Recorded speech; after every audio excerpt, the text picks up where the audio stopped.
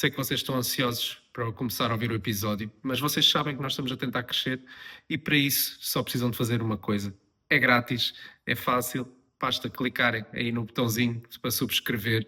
Se quiserem podem ativar os alertas, isso também pode ser, obviamente, mas ajudem-nos a promover o canal do YouTube.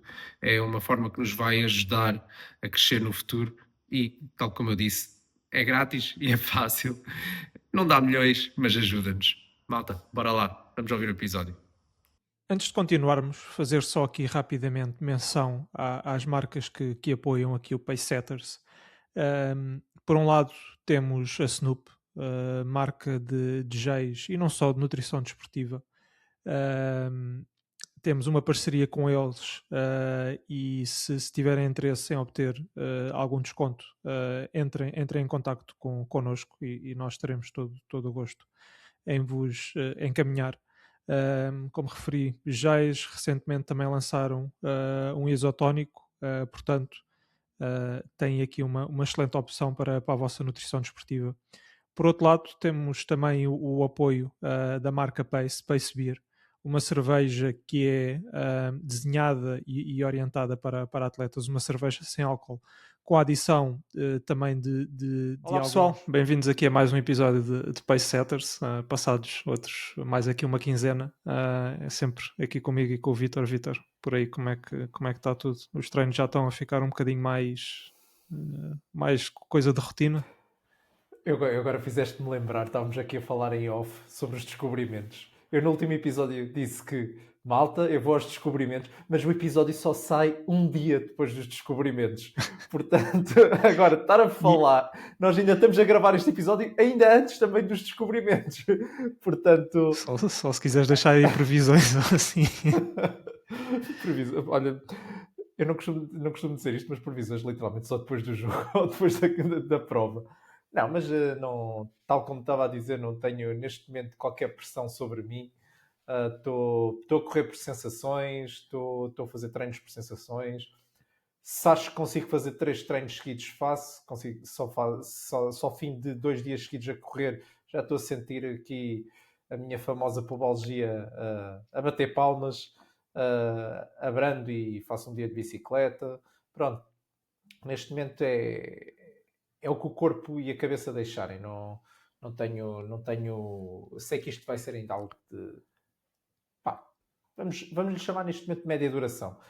Longa duração já é ele todo. A partir de agora, espero que seja média duração e o reforço muscular está a fazer maravilhas. Isso sim. Isso é algo que até um que tópico que temos aqui para falar, de certeza que vai ser interessante. Pronto, e sem mais demoras, vamos aqui ao nosso convidado para hoje. Vamos a isso. O Celso Pinto, uma cara conhecida aqui do atletismo, não só como atleta, mas também como treinador. Celso, como é que está tudo por aí? Muito bem-vindo. Olá, muito obrigado pelo convite. Da minha parte também está tudo bem. Também estou muito satisfeito por poder participar no vosso programa. Aproveito para os cumprimentar aos dois, já os cumprimentei em off e cumprimento novamente agora, oficialmente. Ora bem. Obrigado. E como eu peguei logo aqui de início, aqui para o episódio acho que vai ser aqui interessante estas duas valências, não só de atleta, mas também de treinador. Mas se calhar comecemos pelo início, passo a expressão, e pela tua vertente de atleta em si. Quando é que começaste a correr? Foi logo muito cedo? Se foi logo no atletismo ou se foste daqueles miúdos que foram experimentando vários desportos e depois aterraste no atletismo? Como é que foi esse início? Consigo saber exatamente quando é que foi. Nunca tinha tido intenção de ser atleta. E até na minha infância não gostava muito de desporto nem de me cansar. Gostava mais de ver os desenhos animados, Já somos dois. brincar à minha vontade, e achava que não tinha muito jeito para o desporto. Mas o que notava era, nas minhas brincadeiras, acabava sempre por ser muito competitivo e não gostava de perder. Pronto, depois, ali por volta do quinto ano, estamos a falar ali 10 anos, 10, 11 anos, comecei, influenciado por colegas, a jogar futebol.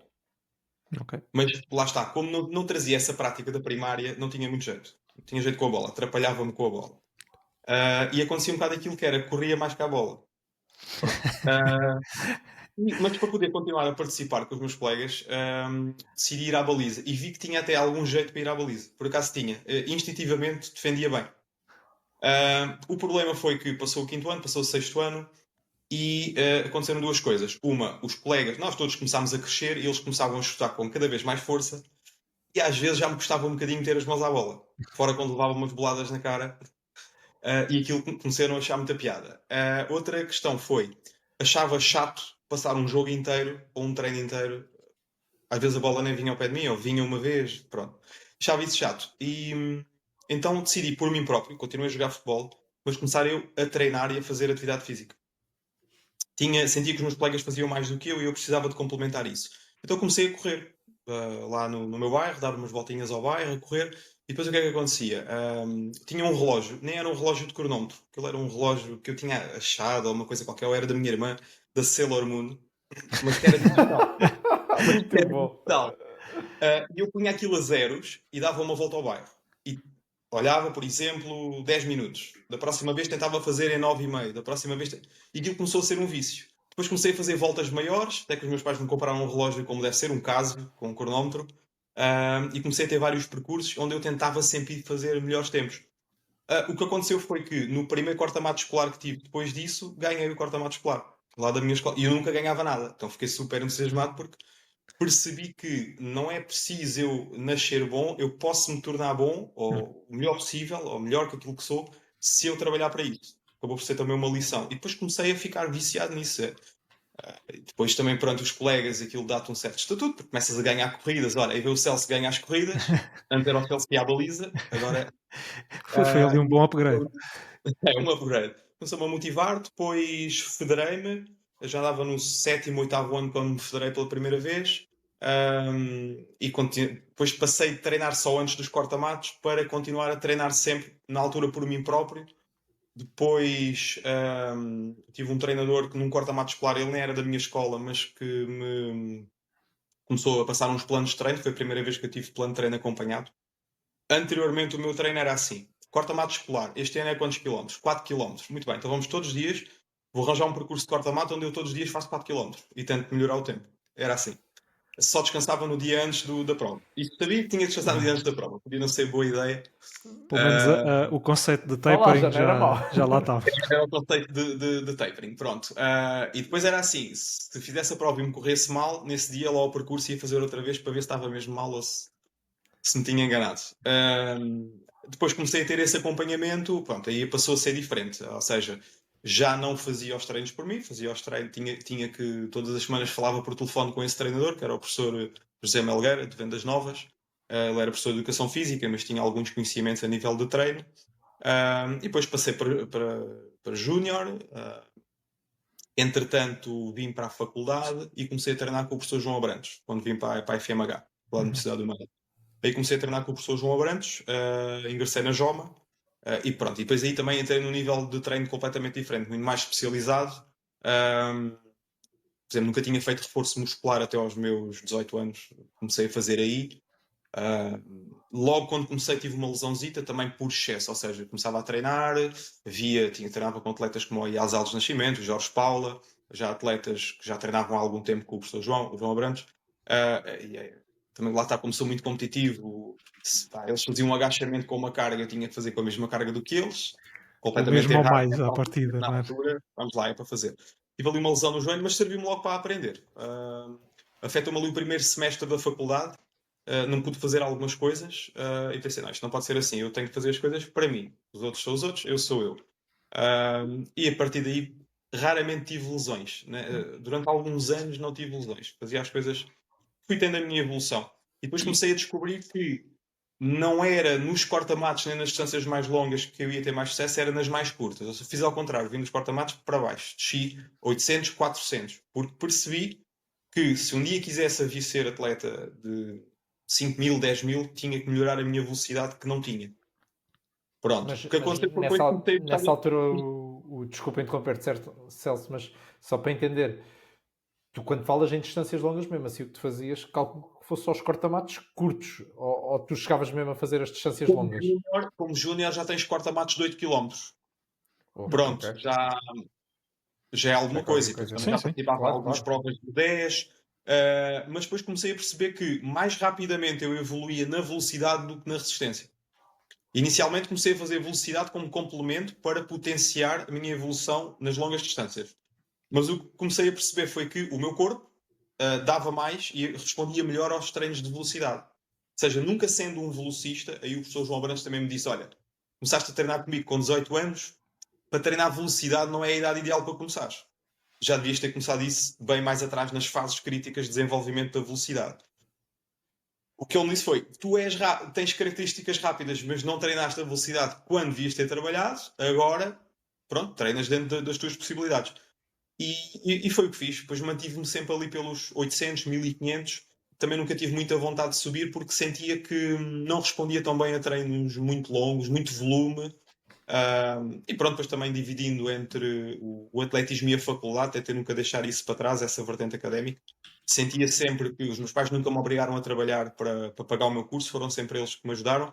Então eu também sentia que, como não sou profissional do atletismo, a minha profissão é estudar, faço atletismo, vou até onde der, mas não vou deixar cadeiras ou vou deixar anos para trás para me dedicar ao atletismo, porque é assim, por muito sucesso que tenhas, mesmo que tivesse marcas muito melhores que aquelas que tive, pá, no máximo tens um contrato com um clube 1 ano ou 2, mas depois também se te arriscas a estar lesionado ou não corresponder às expectativas, no instante aparece Sim, outro, toma o teu lugar. é muito, Claro. muito ingrato e nós falamos disso. É, Aliás, mesmo atletas de projeto olímpico, se aquilo corre mal, muitas vezes ficam agarrados exatamente. e são Eu sabia que naquela do topo. altura tinha a oportunidade dos meus pais me poderem ajudar, mais tarde podia não ter. Imagina que eu dizia assim: olha, vou-me dedicar aqui 2, 3 anos só ao atletismo, eu sei que isto vai correr bem, depois mais tarde, epá, mas mais tarde com que meios? Meus pais podiam já não estar cá para me Claro. ajudar, nunca se sabe. Então decidi ir fazendo as coisas dessa forma.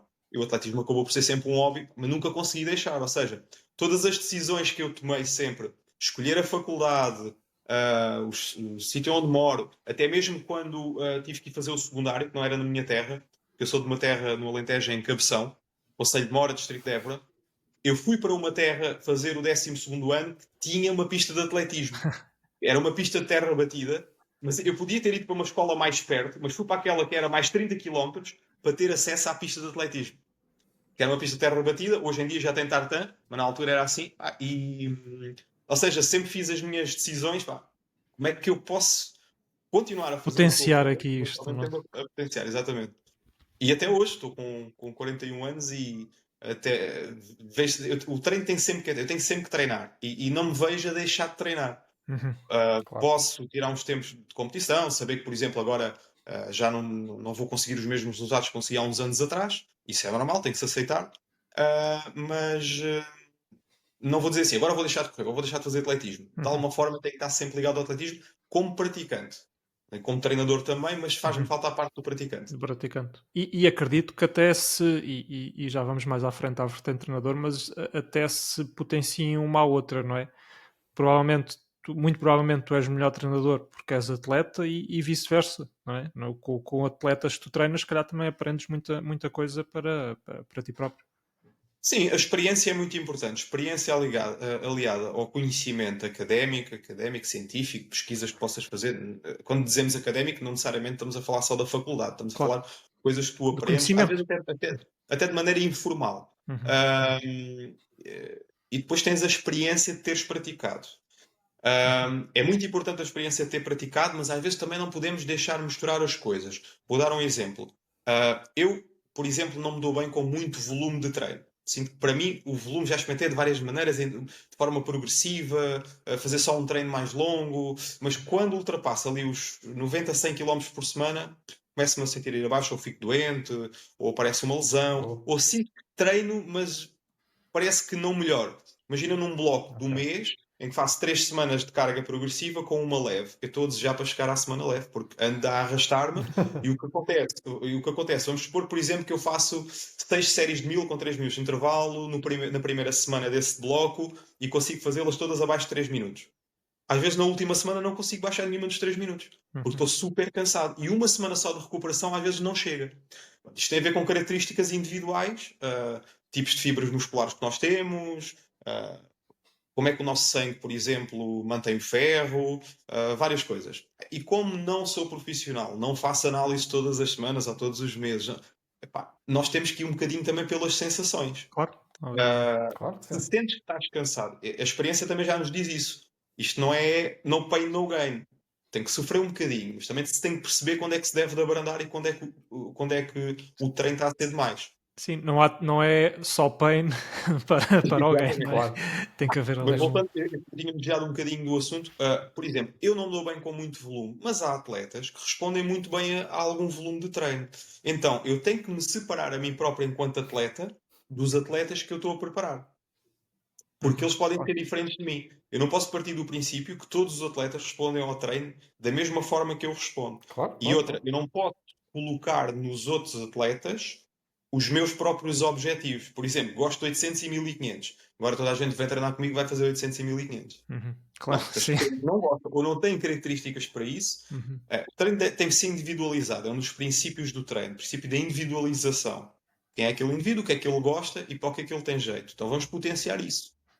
Uhum. E é por causa disso também que isto, desculpem a quem nos está a ouvir, mas se andamos a saltitar entre tópicos, mas é por isso que sabes que eu te acompanho já há alguns anos, principalmente desde que fomos colegas na Belenenses, mas é por isso que tu, ao longo destes anos, também te tens exposto um bocadinho à prova com outros tipos de desafios, provas de 10 km, meia maratona.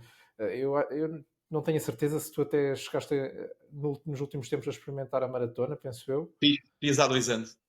Foi bem parecia, bem parecia. Pronto, e é por causa disso que tu estás-te a propor estes desafios para entender também os Exatamente. desafios que quem treina contigo, quem tu treinas, quer e tem como objetivo. Exatamente.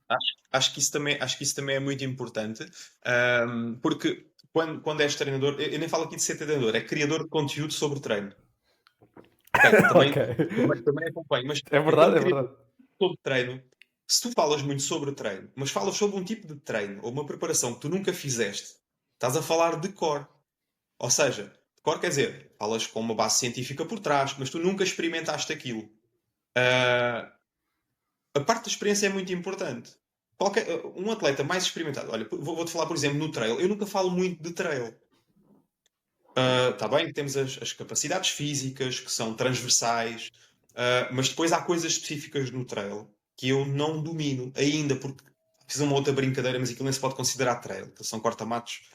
Mas trail mesmo a sério eu nunca fiz. Então, se eu vou falar de trail, por muito que eu estude sobre isso, que eu pesquise sobre isso, que eu falo com atletas que praticam trail, eu nunca o experimentei. E então falta-me sempre qualquer coisa para eu ter autoridade para falar sobre. A autoridade é, as pessoas dão-te a credencial, elas acreditam em ti porque tu sabes, elas sabem que tu sabes do que é que estás a falar.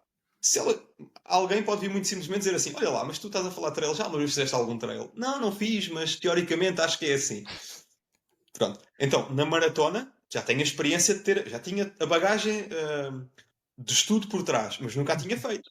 A barreira dos 30 km. O que é isso? O que é que a pessoa sente quando passa aos 30 km? É mesmo aos 30, ou é aos 28, ou é aos 32? Percebes? Então foi importante ter feito. E se calhar ainda era importante fazer mais 2 ou 3. Portanto, fiz Sim, uma, porque foi a o que deu até experiência. agora. Depois tive ali objetivos pessoais no meio, de pista, mais curtos, aos quais tive de dedicar e era incompatível fazer os dois. Mas não ponho de parte vir a experimentar uma outra maratona daqui a uns tempos. Sim, sim, e percebe-se inteiramente. Só para fechar aqui então este capítulo da parte mais de atleta, pronto, tu agora competes como veterano em campeonatos nacionais, por exemplo, continuas aí a competir em distâncias de meio fundo, principalmente 800, 1500, ou o que é que vais, Sim, ou também. também? Também. Eu gosto de participar naquilo onde tenho mais jeito e continuo, mesmo apesar de com a idade vais sempre perdendo alguma velocidade, eu sinto que perdi mais resistência. É engraçado que é mais isso. Curioso. Canso-me mais com mais volume, tenho mais dificuldade ainda em recuperar que há uns anos atrás e nem por isso estou assim tão mais lento. Até te digo mais, eu há pouco tempo, já foi há 2 anos, há pouco tempo, o tempo passa muito rápido. Eu fiz, sem treino específico, fiz uma marca aos 400 metros, muito próximo do meu recorde pessoal aos 400 metros. Mas, passada uma semana, fui fazer 800 metros e fiquei a 6 ou 7 segundos do meu recorde pessoal absoluto. Ou seja, isso deu-me para entender que a velocidade está toda cá. Onde eu senti que perdi mais, foi mais na parte da resistência. Agora diz-me assim, pá, então, mas se tu começares agora a trabalhar resistência, vais compensar isso. Também já não é bem assim, porque a minha capacidade física para aguentar esse tipo de treino e responder bem a esse tipo de treino já não é a mesma. Se eu posso carregar mais na resistência, mas depois aí se calhar já me vai roubar na velocidade. Portanto, o treino para 800 metros tem muito esta... Tu tens que estar bem nas duas coisas. Tu tens que estar muito bem nos 400 e muito bem nos 1500. E depois sabes que para estar bem nos 1500 tens de ter um VO2 máximo muito bom. Um limiar anaeróbio também muito bom. Uma capacidade aeróbica de base também muito boa. Quase ao nível de um atleta de 5.000 ou 10.000. E para estar bem em 400 metros, tu tens de ser competitivo com atletas que vêm dos 200. Então, tens de ter um bocadinho de tudo. Sim, é Os uma 800 grande metros. polivalência. Os 800 metros, tu tens de ter um bocadinho de tudo e o segredo está no equilibrar as coisas. Não é fazer muito de tudo. É fazer da forma certa e equilibrada. Se eu começar a carregar muito na velocidade, tendão daqueles. Isso é logo. Se eu começar a carregar muito na resistência, perco aquela capacidade de sair rápido e de me sentir bem numa boa passagem aos 400 metros. Sinto que custa. Pronto, então... o ideal é não abusar muito no treino, manter a quilometragem no nível que eu, por exemplo, para mim, mínimo 50 km, máximo 70, quando estou ali no período a aproximar as competições, 50 quando no período competitivo, 70 no pré-competitivo, posso chegar a 80, 90 quando estou a 2 meses das provas, mas depois tenho que começar a encurtar. E já percebi também que quando começa a meter muita velocidade, as articulações começam-se a notar. É o posterior, é o tendão de Aquiles, é contraturas, pronto. Não dá para tudo. Então o treino está mesmo no equilíbrio. E já agora... Desculpa, Luís, só aprofundar este tema. Como é que tu... Isto também é uma pergunta típica que nós costumamos fazer, mas estão dentro dessas tuas semanas típicas de 50 a 70 km, qual é o teu equilíbrio aqui entre trabalho técnico, ou seja, os intervalados curtos, tipo, não faço ideia se fazes a zona 4, por exemplo, mas e a corrida contínua, qual é que é o equilíbrio? Porque, pronto, eu e o Luís, da experiência que temos, não é? Que não tem nada a ver com a tua experiência, não é? Nem com o teu know-how, digamos assim, mesmo assim sabemos que conseguimos perceber que para equilibrar o trabalho de séries com uma quilometragem tão curta é complicado, não é? Se tu meteres, sei lá, 10 km num treino, em 2 treinos de séries, já só te sobra 30 km para poderes fazer corrida contínua, por exemplo. Sim, mas depende muito, eu percebo onde é que estás a chegar em relação a como é que num treino de séries ele já come muitos dos quilómetros que fazes. Exato. Como é que depois sobra tempo também para fazer as outras coisas. Bom, quando estás já no período competitivo dos 800 metros, vou-te dar um exemplo de um treino para 800 metros. 4 vezes 400 metros com 3 minutos de intervalo. Ou seja, tens 1600 metros de séries. Isto custa imenso, às vezes a última já sabe Deus como é que se faz. São só 4 vezes 400 metros. O problema é que é para 56. Esse é que é o problema. Eu sei bem os ritmos que tu fazes e estás à vontade para os dizer para as pessoas perceberem. Malta, estamos aqui a falar, o Celso está a falar 56. Ele está a falar na frente de pessoas que no melhor dos mundos conseguem fazer, sei lá, 10, 15 vezes 400 a tirar para 70, 71, 72, 73, 75. Estamos a falar em segundos. Se ele está a falar 56. Sim. Mas estamos a falar de apenas 4 séries. Atenção, estou a dizer 4 séries, mas pode acontecer eu fazer as 3 primeiras para 56 e já não conseguir fazer a quarta. Ou na quarta fazer 59 e arrebentar. Isso pode acontecer. Fazer um bom treino, que eu estou já numa boa forma, 4 vezes 400 para 56. Pronto, isso... o normal, quando eu estou em off-season, ou seja, quando eu não estou a competir, estamos a falar a 2 meses do período competitivo de 800 e 1500, eu chego a fazer 10 a 12 vezes 400 com 1 minuto de intervalo entre 66 e 68 de média. Normalmente o que acontece é, por exemplo, eu faço estes blocos de 4 semanas, 3 semanas fortes, uma mais leve. Começo a fazê-las para 68 e à terceira semana, se tudo correr bem, já estou a fazê-las para a média de 66 e a acabar rápido, pronto. com 1 minuto de intervalo.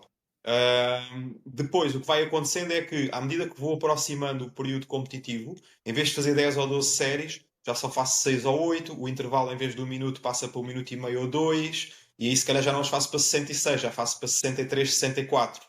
Menos Vou volume, mais intensidade, menos não é? No volume, fundo. mais intervalo, mais intensidade. Ok. Sim. Depois depende muito se eu quero fazer uma época mais dedicada aos 800 ou mais dedicada aos 1500. Ok. Pronto, Ok, sou mais ok. dedicado aos 1500, não dou intervalos tão grandes, nem faço um volume tão pequeno de séries. Uhum.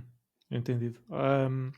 Olha, e entretanto, outra pergunta que me surgiu aqui, isto é quase a eterna questão, como estavas aqui a falar dos 400, 800, 1500. Muita gente acaba por dizer que a prova dos 800 é talvez a prova mais difícil no atletismo na pista. Qual é que é? E aqui a minha opinião é que, por nem ser carne nem ser peixe, não é aquela velocidade dos 400, não é os 1500, pois também há ali, face aos 400, também acaba por ser um bocadinho mais técnica e tática, porque depois entra tudo numa só, pronto, na pista 1 ou pista 2. Também é essa componente mais técnica aí. Do teu ponto de vista, e obviamente isto também acredito que varie de atleta para atleta, mas do teu ponto de vista, não só como atleta, mas como treinador, também achas que os 800 serão talvez a prova mais difícil ou mais exigente? Aqui o difícil é um termo um bocado lato, Sim, mas percebes o que estou a perguntar. até porque, dependendo do teu estado de forma, uma prova de 800 pode ser super fácil. Aliás, eu lembro quando bati o meu recorde pessoal, eu achei a prova fácil. Eu vou tirar vários segundos a isto quando quiser. E depois já não foi bem assim. E já fiz outras provas muito longe desse recorde pessoal que me custaram horrores. Portanto, quando tu estás bem, nada custa. Quando estás bem, olha, aos 10 km, os 10 km passam na boa e tu disse, se fosse preciso, fazia 15. Mas considero que de todos os treinos que já experimentei, por exemplo, eu respondo melhor ao treino para 800 metros, mas posso dizer que o treino que custa mais mesmo é o dos 800 metros. Okay. Aquele sofrimento agudo, mas que tens que o aguentar durante algum tempo. Eu não digo que o treino para 400 metros não tenha esse sofrimento agudo também, mas é mais curto. É muito agudo, mas acaba rápido. Porquê? Porque o dos 800 metros tu ainda... olha, aquela questão da terceira para a quarta série de 400. Pá, vais fazer a quarta, estás mal disposto, se calhar já vomitaste. Sim, as pernas já estão cheias de lactato, não é? E tu sabes que nem sabes que chegas aos 200 metros e pronto, e já não aconteceu alguma vez, vou fazer a quarta. Chego aos 200, já vou muito atrasado em relação ao pace que queria levar, aí é que chega, já não devia ter arrancado. Mas pronto, sempre tentas ir ou acabas ali já com uma técnica péssima, a quebrar imenso, em overstriding, todo torto, a espumada, pá, pronto, não... E isso é o que se vê... custa mesmo muito. Demasiado visual. Sim, é isso. Não, isto tem de dar aqui também, isto não é só podcast. Não é só bonito. Não, isto é a realidade. É a realidade. Eu, por acaso, não sou uma pessoa que faz esse tipo de coisas. Que faz, não é isso que eu quero dizer. Que sou propensa a sentir aquela sensação de ferro na boca, ou de sangue na boca, ou de vomitar. Mas já vi acontecer a 1000 pessoas, entre aspas, ao meu lado na pista e pá, é cada um reage. Eu hiperventilo muito. Pronto. Mas não me dá para mais. Agora, isto é nunca fui ao limite verdadeiro, pronto. Também pode ser isso. Agora, também já fiz treinos, na altura que treinava com o professor Pedro Rocha, a treinar com o Manel Damião, com o Hélio Fumo. O Damião na altura já fazia corta-matos, treinos com eles no cross. Uma vez apanhei o Damião no cross, com também o Helder Ornelas. Tentei ir com eles, esquece. Aquilo já era fora da minha área de conforto. E depois tentar ir com eles custou-me imenso. Aliás, tanto custou que nem acabei o treino. Ou seja, todas as distâncias têm a sua dificuldade. A sua dificuldade. Por exemplo, eu é que se calhar nem me proponho a fazê-las. Por exemplo, se eu quisesse treinar a sério para uma maratona, por exemplo, já foi mais fácil para mim, agora custa-me mais. Também tem a ver com motivação. Levantar-me muito cedo para ir treinar. Há pessoas que não têm outra hipótese e para treinar têm que se levantar cedo. Eu sinto que às vezes já chego ao fim do dia super cansado. Então se eu me levantasse cedo para ir treinar e dormisse menos horas para ir treinar, isso se calhar custava muito mais do que... Aliás, se me des a escolher, olha, vais às 6 da tarde fazer séries 5 vezes 300 a treinar para 800 metros à pista, ou vais às 5 da manhã correr 20 km a 3,45 a chover e com 5 graus. Pá, prefiro ir à pista logo à noite. Nem que vá espumar um bocadinho da boca, mas prefiro ir à pista logo à noite, porque chego ali, faço aquilo, é uma horinha e está feito. Agora, ir 1 hora e tal, 2 horas à chuva, ao frio, isso se calhar para mim custaria muito mais. Não, lá está, não há, quando treinas forte e no teu limite, não há treinos fáceis. Sim, sim. Mas também vejo que, pronto, isto agora estamos aqui a discutir o correr à chuva e assim, isto porque sei que alguns atletas não são apologistas disso, mas acho que é uma trend, é uma tendência que está a começar a ganhar relevância no mundo profissional. Eu vejo que tu também és uma pessoa que até gosta bastante de treinar em passadeira, não é? Sim, é assim, eu trabalho num ginásio. Não sei se posso dizer, mas qual é? Mas eu trabalho num ginásio. Claro. Agora, Podes já à vontade. sim, trabalho no Homes Place já desde 2012. E ao início eu não gostava de passadeira. Aliás, o ginásio é ali na zona do. Já estou no terceiro Homes Place, mas era todos muito perto uns dos outros, distância menos de 1 quilómetro entre eles. Portanto, ali na zona do Saldanha, Marquês de Pombal. E muitas vezes eu preferia sair dali, vir em direção ao estádio universitário e correr no estádio universitário. Mas depois também tens a parte chata, e isso nos últimos anos começou-me a incomodar mais, que é andar a correr no meio do trânsito, no meio das pessoas, à hora de ponta. É chato para mim, é chato para as pessoas estar ali alguém a correr no meio delas. Ainda mais agora nesta altura do Natal, que as pessoas andam mais na rua, muito mais trânsito, depois vão para as compras. Então é chato. É muito mais confortável, é uma questão de hábito. E para a passadeira. Eu faço os treinos específicos, sempre que puder, vou à pista, ou se estiver a preparar a estrada, também tenho que ir trabalhar um bocadinho esse ritmo na estrada. Mas a maior parte dos treinos de rodagem faço na passadeira. Também porque nunca são treinos muito longos. Uhum. Eu lembro-me quando treinei para a maratona em 2023, o Lá máximo que está. cheguei a fazer em passadeira foi 1 hora e meia em passadeira. Isto foi secante, 1 hora e meia em passadeira. Credo, sim. Pronto, o máximo agora que correr em passadeira é 50 minutos a 1 hora. Mas também ao fim de 1 hora já começa a ficar farto de alistar. Uhum. Eu. Mas, por exemplo, se eu for fazer o treino, normalmente o treino longo, quando estou aqui na zona de Lisboa, vou para os passadiços. Imagina, que eu vou fazer 1 hora, meia hora para lá, meia hora para cá. Às vezes acontece, à meia hora, estou bem, vou fazer mais 10 minutos para lá, eu já sei que tenho que fazer mais 10 para cá. E passa-se ali 1 hora e 20, se for preciso 1 hora e meia na Bastante. boa. Mas se for na passadeira, já não digo assim, vou fazer mais 10 minutos. Não faço nada. Sim, sim. Não, Ali o mais depressa eu tempo. paro.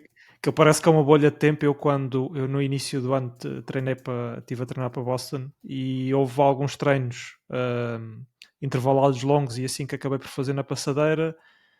A meteorologia estava terrível nesse dia e entre ir para a rua e fazer um treino miserável ou fazê-lo na passadeira, apesar de custar mais, mas cheguei a fazer treinos de 1 hora e 50, quase 2 horas. Bem, e aquilo é a única benesse que havia ali, como é intervalado, há ali estímulos diferentes e passa um bocadinho mais rápido, mas mesmo assim aquilo parece que tive ali 4 horas de volta da passadeira, mas eu ultimamente também tenho usado um bocadinho mais.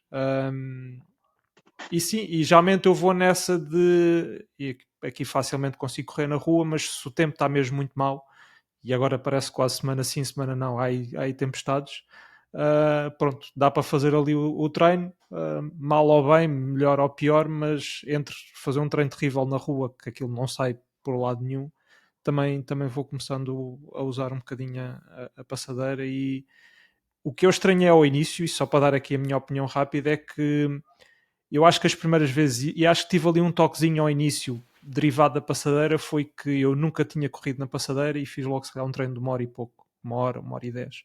E como, pelo menos no meu caso, ali, pronto, o estilo de corrida é sempre ligeiramente diferente de correr na rua ou correr na passadeira, não é? Eu acho que me ressenti ali um bocadinho, acusei ali um toque, fartei-me da passadeira durante um tempo. Depois o que eu comecei a fazer foi uma introdução gradual. Fazia 20 minutos, meia hora, depois estendei para 45 minutos, até 1 hora, pronto. E ali já tive ali uma adaptação um bocadinho gradual e a coisa correu bem.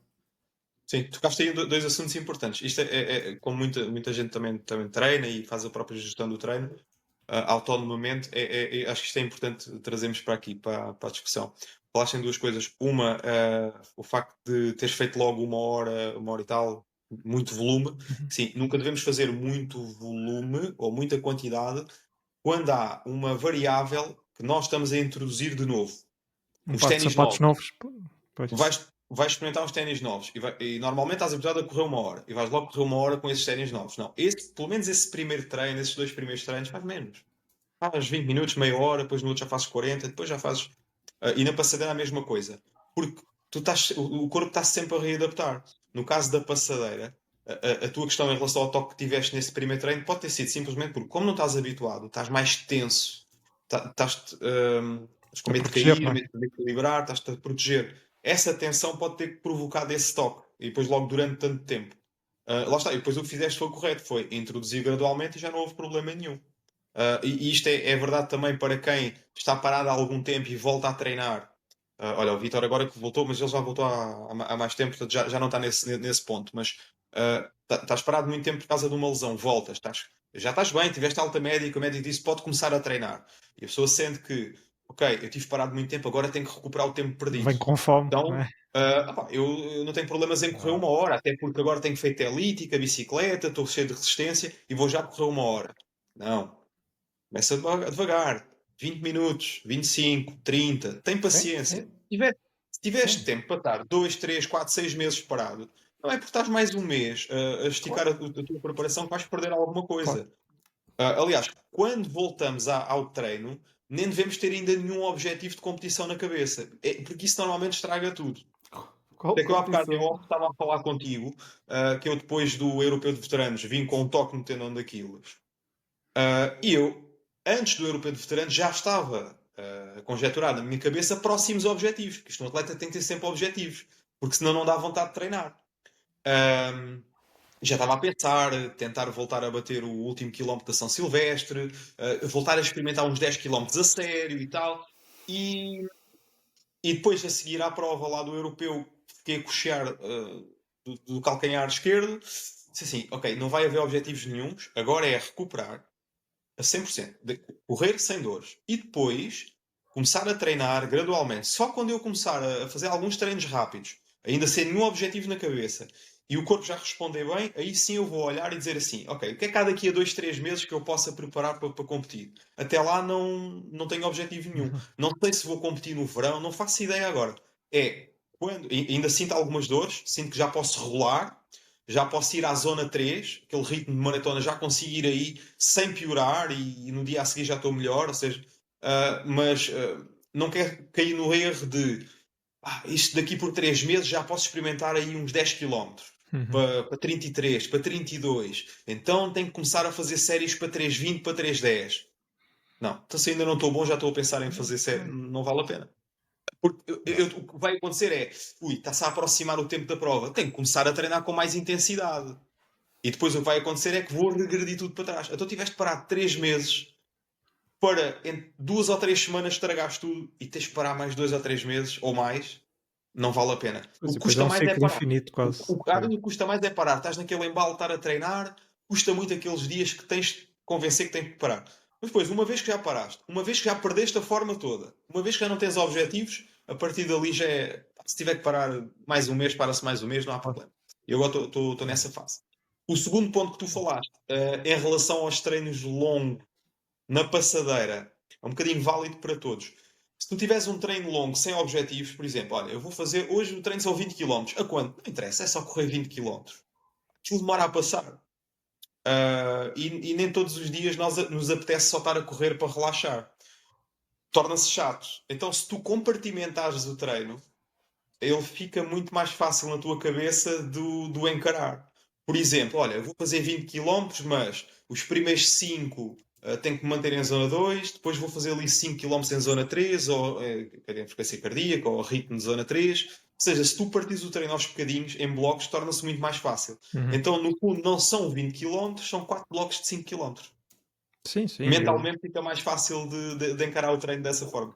Eu lembro-me que, pronto, novamente para Boston, grande parte dos meus treinos longos tinha algum tipo de intervalado longo lá pelo meio, e eu chegava a fazer depois às vezes no total 33, 34, não sei se cheguei aos 36, mas 33, 34 km de volume desse treino, e que aquilo passava muito rápido, porque, salvo seja, não é? Mas não deixa de ser 33 ou 34 quilómetros, mas passava substancialmente mais rápido do que se fosse a fazer um treino de 34 quilómetros sempre ao mesmo ritmo ou até progressivo, e acho que acaba até por ser um bocadinho mais interessante de se fazer. Sim.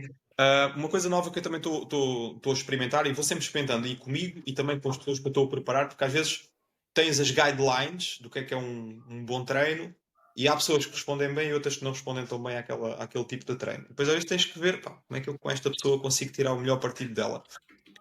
Vou dar um exemplo de treino para a maratona. Então, um treino para a maratona, estamos ali a 1 mês e meio, começamos naquela altura de fazer os treinos mais longos, porque depois tens de começar a fazer o tapering e tens de começar a cortar. Então, agora o treino vão ser 30 km. 30 km, já estamos numa fase também que já começas a ter que entrar nos ritmos da maratona, ainda não totalmente, porque nessa altura estás cansado, estás em sobrecarga. Por exemplo, uma pessoa que o objetivo dela seja fazer a maratona a 4:30, não é?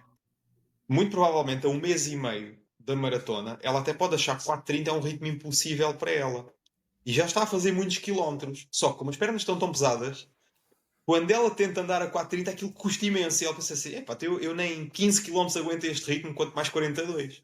Pronto, mas depois o que acontece é vais treinando mais, vais melhorando as tuas capacidades específicas, a resistência específica, e também começas a aliviar o treino e as pernas começam a ficar mais leves e os ritmos começam a sair com mais naturalidade. Então, se eu disser à pessoa, vais fazer 30 km, primeiros 10 é para ir aquecendo e depois quero 20 km a 4:40. É chato, 20 km a 4:40, sempre, só isto, o treino é 20 km a 4:40. 10 de aquecimento, tipo a 5:20. Então, e se for assim, em vez de fazer 10 de aquecimento, fazes só 5 e a seguir fazeres 5 km a 4:40, 1 km a 5 ou a 5:20. Depois mais 5 km a 4:40. E o que eu cheguei à conclusão com alguns atletas que eu estou a preparar é, antes, nesses 20 km, supostamente a 4:40, muitas vezes acontecia isto, que era, eles começavam a 4:40, epá, e os últimos 5 começavam a quebrar um bocado. Ou então eu reparava que para manter os 4:40 a pulsação disparava muito. Assim, eu consigo fazer desta forma, por exemplo, 3, 4 ou 5 km a 4:40 com 1 km um bocadinho mais lento ali no meio. O que eu começo a ver é que de bloco para bloco eles até conseguem ir mais rápido Melhorar. e a pulsação nem sobe assim tanto. Às vezes aquele cutting ali, aquele quilómetro mais lento para cortar um bocadinho e torna o treino mais fácil. E o que me dizem é, Celso, o treino passa muito mais depressa. Sim, É muito mais motivante assim. ou seja, os atletas acabam por fazer o mesmo volume de treino, com a mesma intensidade, mas com uma taxa de esforço ligeiramente inferior, o que é interessante para diversas coisas, não só recuperam mais facilmente, etc. Claro que na maratona tu podes querer também ir sempre no mesmo ritmo e tentar ir sempre àquele ritmo. Eu, por exemplo, quando fiz a maratona, fui quase tirando os primeiros 5 km ligeiramente mais rápidos, depois estabilizei e o que fiz a mais de velocidade nos primeiros 5 km, depois nos últimos 5 quebrei-os. Mas a média andou sempre muito ali naquela e não mudou muito. Mas para alguns atletas eu até aconselho mesmo fazer isto, principalmente quando não são experientes na maratona. Porque uma coisa é, tu já fizeste várias e já sabes mais ou menos qual é o teu ritmo, então vais naquele ritmo. Mas quando a pessoa não conhece o seu ritmo e nós temos que apontar porque uma coisa é, eu vou fazer maratona e o objetivo é terminar. Então, se o objetivo é terminar, podes ir a qualquer ritmo. Eu até posso achar que tu conseguias ir a 4:30. Mas se o objetivo é terminar, vai a 5. Depois te sentes bem no fim, aceleras um bocado. O objetivo não é terminar. Claro. Pronto. Mas quando a pessoa me diz assim, Celso, o que é que achas que eu consigo fazer? Eu digo, olha, eu acho que consegues fazer 3 horas e 30. Mas vamos apontar para 3 horas e 30, 3 horas e 40. Então, agora de cabeça não vou fazer contas, mas então tu vais ter que andar aqui a um ritmo no intervalo X e X. Eu não vou dar um ritmo específico. Vou dar, olha, vais andar entre 4:45 e 4:55. Pronto. Frequência começa a 4:55 e depois tenta ir melhorando. Mas também se começares a 4:45, depois também podes aliviar. Tens é que andar dentro deste intervalo. Pronto, porque dizes à pessoa para ela fazer um ritmo específico, só se já a conheces muito bem e ela também souber que é Já aquele se conhecer ela própria bem, não é? É, exatamente. E muitas vezes digo assim, olha, quando vamos a combinar os abastecimentos, olha, vais fazer abastecimento de 5 em 5, 6 em 6, 7 em 7, às vezes pode ser de meia a meia hora. Não há problema nenhum ela abrandar no abastecimento, porque pode até nem estar habituada a beber água, por exemplo, e vais beber água ao teu ritmo de competição. Podes te engasgar, não estás habituado a fazer isso. Pá. Eu digo, não há problema nenhum, até se for preciso anda. Se for preciso caminha, enquanto bebes a água, pousas a água e continuas a correr. Porque esses segundos que perdes aí, possivelmente até te vão ajudar depois no final a estar mais fresco. Uhum. Vais poupar minutos na parte final. Sim, a Mas pulsação atenção, desce ali durante um bocadinho. nem experientes na maratona. Pessoas experientes não precisam de andar, podem só abrandar um bocadinho. Eu quando fiz a maratona, eu abrandava, por exemplo. Pode ser, o meu ritmo médio durante a maratona foi sempre entre 3,50 e 3,55. Mas quando passava pelos abastecimentos, às vezes ia a 4,20 para ter a certeza que não me engasgava. Pronto. Porque nessa Especialmente com altura aqueles abastecimentos com copos, sim. é tramado. No último copinho de Powerade, eu fui a andar mesmo para garantir que bebia tudo, porque senti que fazia falta. Sim, porque se for a correr a ritmo de competição, o copo já traz pouco, e se beberes metade do copo já é uma sorte. já é uma sorte. Foi a única vez que eu caminhei, Pá, foi para beber ridículo. esse último copinho de Powerade, que eu estava ali pelos 33, 34, e eu já não tinha gé, já não tinha nada, e já senti que estava a precisar, então aí caminhei. Aí depois o que se tem que ter cuidado é com as mudanças de velocidade e o arrancar muito rápido, podes fazer uma contratura. E vi muitos a acontecer a muita gente que ia à minha frente, bebia, quando arrancava, ficava agarrado ao posterior ou ao gêmeo. Então aí também é preciso ter cuidado com isso. Acredito. Mudando agora um bocadinho de tópico, e mudando, não a 100%, porque é algo que tu já referiste aí e era algo que eu queria explorar contigo. Eu já só te conheci, pronto, sendo veterano, e sempre me habituei a ver-te nos anos que eu passei no Belenenses, sempre me habituei a ver-te a ir aos campeonatos regionais e nacionais de veteranos. Gostaria de perguntar, simplesmente, qual é que é aqui a tua motivação a ir a estes campeonatos?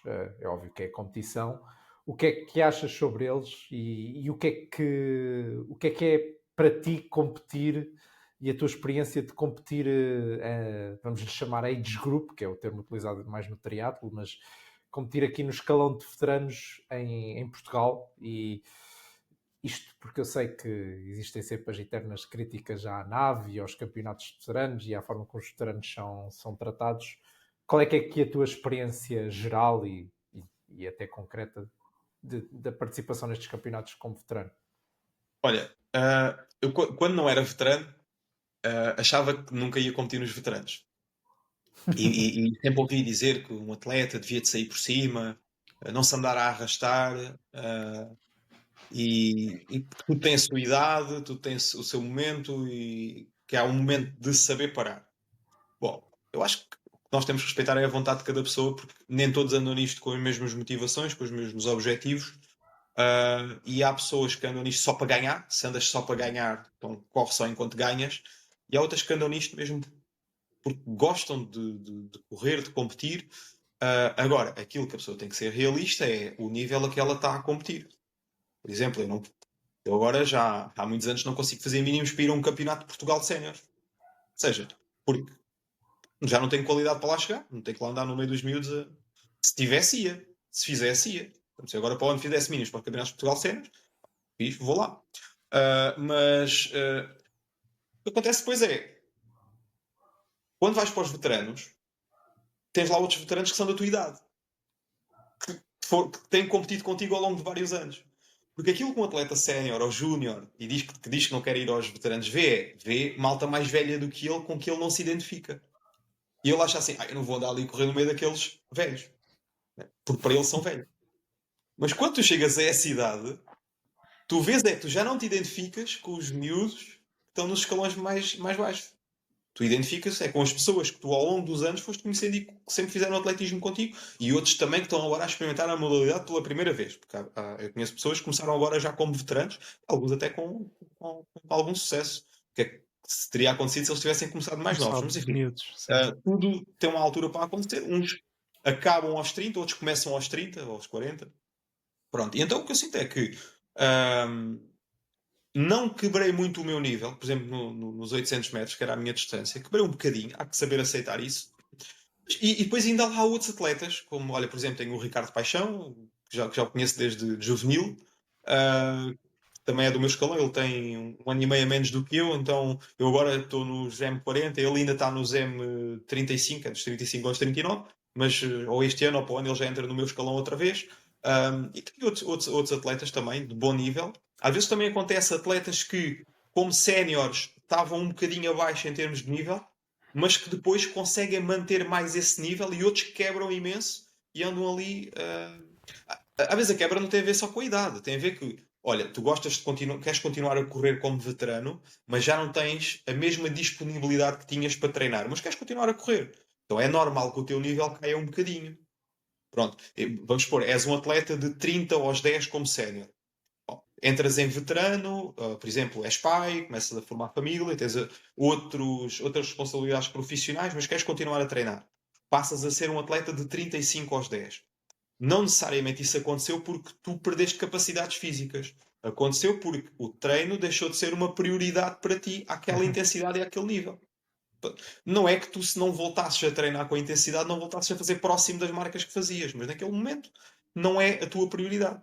Portanto, para mim, continuo-me a dedicar, continuo a tentar fazer a melhor marca possível que eu consigo, mas sem pôr as outras coisas em xeque, não é? A parte profissional, a parte familiar. Desde que tu aceites e ponhas expectativas que são realistas, tu estás sempre feliz e sentes-te bem. Se eu quisesse, eu só estou bem se eu conseguir um pódio no Campeonato de Portugal de Séniores. Até mais vale desistir. Estavas bem arranjado, não é? Não vale a pena. Sim, sim. Mas Diz, Vitor. diz. Continua, Luís, continua. Não, ia só rematar essa questão da disponibilidade, acaba por ser muito isso. Eu, por exemplo, eu noto um bocadinho o inverso. Eu comecei a correr já muito tarde, com 27, 28 anos. E eu era, como tu referiste ao início, eu era daqueles miúdos que na escola quase que arranjava desculpas para não fazer educação física. E o que notava era que ao longo dos tempos, e pronto, e agora já estou com 36 anos, quase a fazer 37, como tenho tido sempre uma disponibilidade regular para treinar, apesar de ano para ano ir ficando mais velho, noto que consigo correr mais e que em várias distâncias. Por isso é muito interessante essa questão que tu disseste, que muitas vezes, obviamente não estamos aqui a falar já de 60 ou 70 anos, mas aqui nesta banda de idades, por vezes pode não haver um decréscimo de performance. O que acontece ali é maior ou menor disponibilidade para treinar, que leva a um acréscimo ou um decréscimo de performance, não é? Pronto, isto era só aqui esta chega, Vitor. Não sei se ias dizer outra coisa. Não, o que eu ia dizer era não estou todo aqui, não é o estilo das nossas conversas nem do nosso podcast, e portanto não estou aqui a tentar procurar aqui algum tipo de conversa polémica, mas acerca da questão do que é que tu pensas acerca das atuais condições que dão aos veteranos, as questões da ANAV, as questões como a forma como os campeonatos nacionais são organizados, a forma como vocês são valorizados, porque eu, apesar de só ser veterano há um ano, o meu respeito pelos veteranos sempre foi estupidamente gigante. Sempre foi quem eu vi, e como nós falamos na gíria, sempre foi quem eu vi a andar nas nossas provas mais amadoras. Para mim, quem anda são os veteranos, os séniores, e no qual eu me incluía, muitas das vezes eram os que ficavam para trás. Peço desculpa aqui por este. Parece. Ok, não é o meu, é o outro que está aí a tocar em casa. O que é que eu ia. Só parar aqui. Ok, então, Vitor, respondendo à tua pergunta sobre os veteranos, bem, nós temos que ver que 99% do nosso atletismo é amador. Isto vai desde os juvenis, júniores, séniores até aos veteranos. Bom, tens os atletas profissionais, que é um campeonato à parte, que também correm connosco, mas é um campeonato à parte. Os veteranos fazem parte desse atletismo amador. E acho que merecem ter todo o respeito que tem todo o restante atletismo amador. Não é aquele atleta que vai aos Jogos Olímpicos, vai representar Portugal, que vai à seleção propriamente dita mesmo, que é a federação, convoca aqueles atletas porque são os melhores do país para ir representar o Portugal. Eu considero que é importante que a federação dê importância a todos os atletas. Claro que aos mais jovens tem que dar uma importância porque está a formá-los para eventualmente virem a ser os tais que representam o país. Os veteranos, eles já não se espera que isso aconteça, porque não há uma seleção nacional de veteranos. Há uma comitiva portuguesa de atletas que se inscrevem e que vão representar a comitiva portuguesa. Pronto, não é propriamente uma seleção nacional. Não é? Mas acho que respeito por todas as pessoas que competem e que mantêm o atletismo vivo, isto deve ser transversal. Claro. Porque senão não vou dar importância aos infantis, aos juvenis, porque são só crianças. Não, cada um tem que ter a sua importância naquilo que é o seu percurso e o seu momento no atletismo. Em relação à distribuição de recursos, depreende-se que para aqueles que são os atletas profissionais, tenha que haver recurso para os atletas profissionais para eles se poderem manter. Para aquilo que é o atletismo de formação, tem que haver, para que haja uma formação, os treinadores têm que ser pagos, né? Há toda uma estrutura à volta, então também precisa de recursos. Para os veteranos, acho que já não são necessários tantos recursos, porque mesmo o próprio atleta veterano é ele que vai arcar com os custos que haja. Por exemplo, eu fui agora à Madeira, ao Campeonato da Europa de Veteranos, paguei tudo, mas não me queixo, quer dizer, eu inscrevi-me porque eu quis, eu fui porque eu quis. A Federação não me ligou. Mas não deixa de ser... Eu percebo perfeitamente os teus argumentos, mas não deixa de ser até um bocadinho... Epá, a única palavra que me vem à cabeça, malta, desculpem, é um bocado ridículo. Tu vais representar a Seleção Nacional e és tu que pagas até a inscrição e tudo? Mas lá está, fui porque eu quis. Por exemplo, eu percebo. Olha, quantos atletas foram ao Campeonato do Mundo?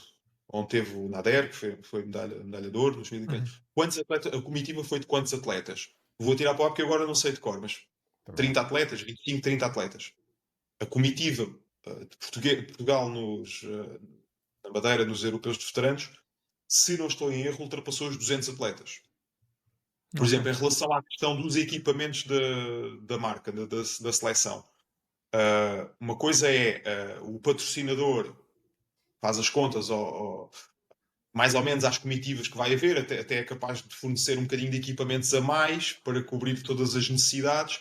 Porque o patrocinador não estava à espera que de repente 200 e tal atletas se inscrevessem para ir à Madeira. Por exemplo, tu sabes que uma comitiva terá um máximo de atletas de acordo com a forma de selecionar, não é? Os rankings da IAF, claro. Os mínimos, o máximo de atletas que pode ir com mínimos, mínimo A, mínimo B. Então sabe-se mais ou menos. O mínimo nunca se sabe, pode até ser zero, né? Pode ir, esperemos que não, mas pode ir 0 atletas a um campeonato do mundo. Está ali balizado, mais ou menos. Mas pode ir até um máximo, vá lá, de 30. Né? Então há equipamentos para esta gente toda. Agora, se calhar para 200 e tal atletas veteranos, não se estava à espera que houvesse. Então teve-se que fazer aqui um pedido de última hora a uma empresa externa para fabricar equipamentos da seleção, né? Com os cores de Portugal, para nós podermos representar. Agora, imagina, também não podemos pedir à seleção que cubra os custos de inscrição numa competição destas a 200 e tal atletas. Porque isso tem que as federações têm que fazer orçamentos, não é? Têm cadernos de encaixe, têm orçamento e têm que saber com o que contam. Elas já sabem para as deslocações das comitivas das seleções nacionais vai ser mais ou menos dentro daqueles valores, mas para uma comitiva de veteranos nunca se sabe muito bem. Por exemplo, na Madeira, como era perto e era território português, foram 200 e tal, mas se calhar, se for na Coreia ou no Japão, já não sei onde é que vai ser um próximo Mundial, já não vão tantos. Claro, claro. Já vai ser muito menos. É assim, a ajuda indireta é sempre a ajuda aos clubes, obviamente, não é? Sim, mas neste caso, nos europeus de veteranos, nem foi a nível de clubes. Pois, né? Claro. Mas eu sei que houve um ou outro caso que o clube ajudou atletas a ir. Pronto, embora lá está, não seja da obrigação. O clube ajuda, por exemplo, na deslocação para competições nacionais. Por exemplo, como eu estou no Belenenses, se for ao Nacional de Pista Coberta em Braga, o Belenenses pode ajudar, ou então, por exemplo, olha, combinem levar uma carrinha ou levar um carro Uhum. e divide, pronto, assim só se gasta gasóleo, umas portagens, só de uma vez, e Sim, eu depois e tu quase que tivemos para ir juntos, não sei se te lembras. A Leiria. Sim, exato. Exatamente, Uhum. exatamente. E isto é os campeonatos de clubes, né? Mas isso aí até era de Foi esse. séniores. E muitas vezes aí os clubes suportam isso. Mas, por exemplo, é difícil e, por exemplo, se pedias a um clube de Guimarães para ir competir a Faro, olha, agora nos nacionais de Corta-Mato em Corta-mato. Lagoa, para os clubes do Norte vir, É tem muita uma despesa. brincadeira cara. É. Uhum. É uma Sim, brincadeira sim, sim. cara, porque depois ou vem no mesmo dia, mas é cansativo. Depois, se é estadia para muitos atletas. Mas se calhar se fosse a um nacional de corta-mata, até podem ser menos atletas, porque as equipas penso que fecham com 4, a não ser que tenhas equipas de juvenis, júniores, para todos os escalões, aí já faz uma equipa maior. Mas podem ser comitivas mais pequeninas e às vezes uma carrinha desenrasca. Mas, por exemplo, para isso é um campeonato de clubes e queres competir nesse campeonato de clubes Sim, é pelos muita primeiros gente. lugares da divisão, tu tens que garantir que vais colmatar todas as disciplinas, desde as técnicas às corridas, né? Pronto, tens alguns atletas que desenrascam 2 ou 3 provas, e isso é o que acaba sempre por acontecer. Mas sabes que vais ter um número mínimo de atletas que tens que levar. Muitas vezes uma carrinha não chega, tem que ir 2, Uhum. ou tens que alugar um autocarro, ou a junta de freguesia ou a Câmara Municipal tem que emprestar um autocarro para ir, e isso fica caro. Fica caro. E há muitos Uhum. clubes que abdicam quando é muito longe porque não dá. Claro. Fica caro. Isso é um problema transversal aos clubes todos. Ahm, não sei se a federação participa alguma coisa com isso. Eu acho que não. Acho que aí é mesmo os Não, clubes. não, não. É o valor anual. Como já Uhum. estive na organização Sim, de um clube, sei que é o valor anual, tendo em conta o número de atletas federados. Basicamente é sim. isso. E mesmo assim não é tão trivial. Sim. Voltando ali à questão dos veteranos, pronto, há uma estrutura depois que organiza, no caso do Europeu de Atletismo de Veteranos, que é o European Athletics Association, que é a Associação de Atletismo Veterano, que eles disponibilizam, têm voluntários e outras pessoas que estão lá, não sei se são pagos, se não são pagos, mas há uma estrutura que é necessária para aquilo. Ahm, eu penso, atenção, porque eu não estou dentro da estrutura organizativa da ANAV, não sei como é que isso funciona, mas eu penso que o valor que pagámos por inscrição em prova tinha a ver com a manutenção desta estrutura, né? Cronómetros, juízes, organização geral da prova, aluguer da pista, penso que também isso deve contar também. E penso que foi para isso que o dinheiro que eu paguei de inscrição por cada prova foi. Agora, se Vai depois a colmatar, sim. federação também arrecadou alguma parte, já não sei. Isso aí já me ultrapassa. Ok, ok. Bem, Vitor, se calhar podemos mudar aqui de Vamos a tópico isso. um bocadinho e pronto, e queríamos também aqui pegar um bocadinho nesta vertente de treinador, também aqui um pilar teu de momento. Ahm, como é que aqui a questão de treinador surgiu logo, por exemplo, mal acabaste o curso, surgiu um bocadinho mais tarde, como é que quando, acho que assim talvez é a pergunta mais exata, quando é que começaste a treinar pessoal, se foi na altura mais orientado, ou por exemplo, ao meio fundo, ou já era qualquer tipo de atleta, como é que surgiu aqui o teu... Eu sempre gostei, esporadicamente, de ajudar outros atletas que eu via muitas vezes ou que não tinham treinador e treinavam por eles próprios, como eu já treinei. Mesmo que eu não tivesse ainda a formação para isso, mas sempre gostei de. Isto acontece sempre, ou seja, tu, por exemplo, não és nutricionista, mas se vês alguém que está a comer muito mal, és capaz de dar um. Olha, eu acho que devias mudar isto, isto e isto, e não precisas ser Uhum. nutricionista para isso. Pronto. Dar alguns conselhos e sempre gostei de ajudar as pessoas que eu via que se aproximavam de mim, às vezes pelos resultados que eu tinha, etc. E, pá, Celso, como é que tu consegues fazer essa marca? Também gostava de saber. Dás-me aí umas orientações, umas dicas. Sim, isso posso dar.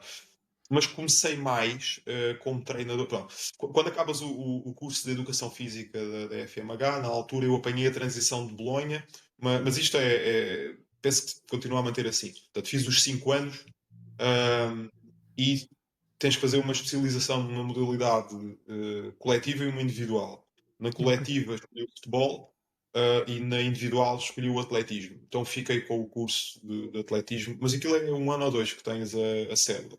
de treinador de atletismo. Uhum. Eu neste momento eu sou professor de educação física, a minha formação de base é essa, mas já não tenho a equivalência de treinador de atletismo. Não voltei a fazer, porque assim, eu gosto de acompanhar corredores, mas não propriamente aquele atletismo, tens de começar com os infantis, com os juvenis, isso aí não gosto, das disciplinas técnicas, não gosto muito das disciplinas técnicas. E sinto para, pronto, tens a formação da federação, tens que passar um bocadinho por isto, fazer os estágios com o treinador, passar pelas disciplinas técnicas, etc, etc. Não gosto muito disso. O que eu sou neste momento é personal trainer, ou seja, eu neste momento nem estou a dar aulas na escola, sou personal trainer no ginásio, tenho a formação de personal trainer, vou fazendo formações por causa das unidades de crédito, que é isso que vai mantendo ao longo do tempo a tua cédula ativa, porque se passar 5 anos e não tiveres nenhuma formação, não tens créditos, a cédula expira, depois tens que ir renovar outra vez. Eu deixei-me que ir fazendo formações, eu tento fazer também algumas na área da corrida, gostava que houvessem mais, sinceramente gostava que houvessem mais. Pelo menos aqui em Lisboa, sei que no Norte há algumas, mas gostava que houvessem mais aqui em Lisboa presenciais e até mesmo online. Lembro-me que há uma vez estive inscrito para uma formação de trail, eu vou voltar ao trail, depois mandaram um e-mail a dizer, Celso, olha, isto não vai para a frente porque não há suficientes Falta de inscritos. inscrições. E acabou por não ir. Portanto, gostava que houvesse mais, e se houvesse eu participaria de certeza. Como formando, ou seja, para aprender. Exatamente, sim. Não sei tudo. E gostava de saber muito mais. E há muita coisa nova agora nos últimos anos que está a aparecer. Por exemplo, esta nova metodologia do threshold, né, do limiar, fala-se muito disso, mas se fores a pesquisar onde é que eu vou fazer uma formação credenciada, atenção, não é vês um link na net, clicas e aquilo depois é uns vídeos sobre. Não, mesmo uma formação credenciada, por exemplo, sobre treino de limiar anaeróbio, não encontras. Eu, pelo menos, não encontrei ainda, não sei, se souberes, diz-me. E, por exemplo, gostava de fazer. Eu sinto que muitas vezes eu tenho que pesquisar por mim próprio no meio da confusão de informação que hoje em dia já há na internet. O que vale é que tem esta formação académica por trás e o conhecimento que faz com que eu Consegues consiga filtrar. filtrar o que é válido do que é que não é tão válido. O que é mesmo cientificamente comprovado do que são apenas artigos de opinião. E gosto de pesquisar por aí. Mas pronto, gostava que houvesse mais formas de chegares a conteúdo válido e sinto um bocadinho de dificuldade sobre isso. Acho que todos os treinadores, sejam eles treinadores só de atletismo mesmo, da federação, ou sejam treinadores que acompanhem atletas que correm, acho que todos podiam valorizar mais. Sim, Há pouco tempo fiz uma formação sobre. Não foi formação, desculpa, participei num workshop também muito interessante sobre aquele aparelhozinho que faz a medição do VO2 máximo, o PNOE. Achei muito interessante e acho que deviam haver mais coisas desse género. Sim, eu percebo. E como é que comecei? Como personal trainer, formação de personal trainer, o que é que acontecia? Tinha clientes ou potenciais clientes, né? A pessoa quando se inscreve no ginásio tem direito a uma avaliação. Dessa avaliação física, tu, se achares que a pessoa precisa, podes propor treinar com acompanhamento personal trainer, ou então, se a pessoa não precisar ou não quiser, ela tem direito a um plano de treino orientado para ela, depois pode renovar aquilo quando tiver já aquele plano já não está a surtir efeito, pode sempre requerer uma nova planificação. E chegavam pessoas que queriam melhorar na corrida. Uma altura também, eu comecei em 2012, uma altura que muita gente começou a correr, para começar a participar em maratonas, provas de 10 km. E nessa altura ia muito à minha experiência pessoal, porque na faculdade eu não trazia muitos conhecimentos sobre treino de corrida. Aquele ano de especialização em atletismo foi um bocadinho ter ali 3 ou 4 aulas de cada. Olha, uma aula de lançamentos, uma aula de saltos, uma aula de velocidade e barreiras e outra aula de fundo e meio fundo. Coisas muito genéricas. Até eu senti necessidade de eu próprio ir estudar e pesquisar para poder ajudar essas pessoas a treinar, e foi muito também à minha experiência pessoal. Do que é que são os meus treinos, quais é que são as minhas experiências. E a minha metodologia de preparação também foi mudando muito ao longo do tempo. Se há 10 anos me pedisses para fazer um plano de treino, fazia. Se me pedires agora para fazer um plano de treino, já é muito diferente. Vais encontrar diferenças significativas em relação ao plano de há 10 anos atrás. E espero que daqui a 10 anos haja muito mais diferenças também, Pá, para melhor. é sinal não só que tu evoluíste como treinador, como também, pá, ia dizer todos os dias, mas não é todos os dias, cá é que todas as semanas ou todos os meses está a sair literatura nova sobre novos conhecimentos que se aprendem, não é? Por isso é natural que aos poucos as metodologias vão evoluindo um bocadinho, pouco a pouco. Até porque esta área de personal trainer ela é muito polivalente. Por exemplo, eu não tenho lá escrito no ginásio que o Celso só recebe pessoas para a corrida. Pode-me chegar uma pessoa com 70 anos, com problemas posturais, e eu vou, não sou fisioterapeuta, mas Claro. vou ajudar aquela pessoa, dentro dos meus conhecimentos, das guidelines de treino para pessoas com mais de 70 anos com problemas posturais, qual é o tipo de treino ideal para ela conseguir não só não piorar, como também até poder melhorar um bocadinho a qualidade de vida dela. Como pode aparecer uma pessoa com 40 anos com excesso de peso, que precisa de perder peso. Depois há populações especiais. Aí coisas muito específicas, por exemplo, aparecer uma senhora no estado avançado de gravidez. Eu aí já não tenho formação para isso, então passa um colega meu que tenha formação específica para isso. Por exemplo, aparecer alguém, vamos supor que teve câncer da mama, que teve que fazer mastectomia, haverá alguém mais indicado também para isso. Há populações especiais e aí não podes passar essa pessoa para um personal trainer genérico. Eu acompanho, até posso acompanhar alguém que quer aumentar a massa muscular. Bom, até certo ponto consigo ajudar, mas depois queres ir competir para o palco, se calhar já Sim. é preciso alguém com mais estudos e Conhecimento já técnica específico. nessa área. Exatamente. E era aqui o próximo tópico que queríamos falar, e acho que estás perfeitamente avalizado para falar sobre isto, porque não só és PT, como também corres e treinas pessoal da corrida, que é aqui a importância do reforço muscular na corrida, principalmente, diria, na modalidade de fundo. É muito na vertente de evitar lesões, ou tentar evitar, não prevenir, ou tentar evitar, digamos assim, porque nunca conseguimos evitar a 100%, mas qual aqui, do teu ponto de vista, o papel que o reforço muscular tem no atletismo ou na corrida em específico? Então, o reforço muscular, tal como o treino, ele também tem que ser muito específico, muito individualizado para o tipo de pessoa que tens à frente.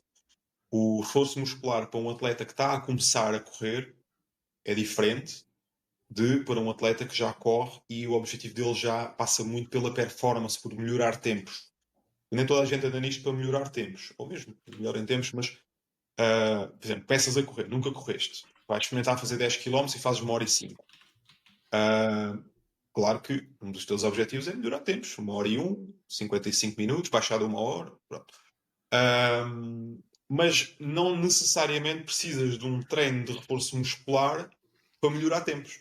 Tu precisas, primeiro que tudo, de um trabalho de reforço muscular que te permita continuar a treinar sem limitações, sem lesões. Porque o treino, como tem muito impacto, vai provocar sobrecarga articular, mais tensão em alguns músculos do que noutros. Vais ter músculos super solicitados e vais ter músculos inibidos que não vão trabalhar muito. Então tem que se criar aqui uma harmonia do corpo para ele aceitar bem a corrida. Por exemplo, se ao correres muito, trabalhas muito gêmeo, solear, solicitas muito o tendão de Aquiles.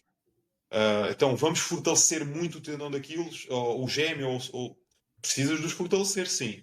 Mas precisas também fazer um trabalho complementar de fortalecimento, por exemplo, do tibial anterior, do peroneal, porque depois são os músculos que não dão a propulsão para a corrida, mas que dão a estabilização para o pé.